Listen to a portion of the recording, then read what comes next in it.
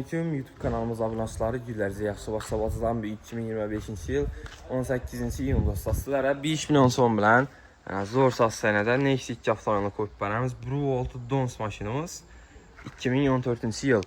Baxası 56 milyon son fakat betə doncayı dostlar. Metan qazlı araba 238 bin kilometre yürütdü maşinimizi. Kraskəsini ustalarca göstərib değiştirib xarit klavrasıyla 4 tane paket boş valla koyulan maşına. İşlerine polikdə döşəlgən, çixolla gizləyən, aynalar həm knopkadan. 4 eşkim kabağın salon qısımları tarla durdu. Gəlib edək Körbalı arasına 2014-cü il maşin. Bruvolt Dons.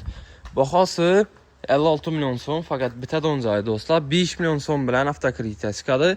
Pilus Notariuskay klasla 3 milyon sondan 3 yıla aylık tolav dostlar. Maşinimiz Koşuşubur avtomarketdə satığa koyuldu. Gəlib xarit klavrasıyla Nexus 2'lerimizdən Viberlarımız çok dostlar.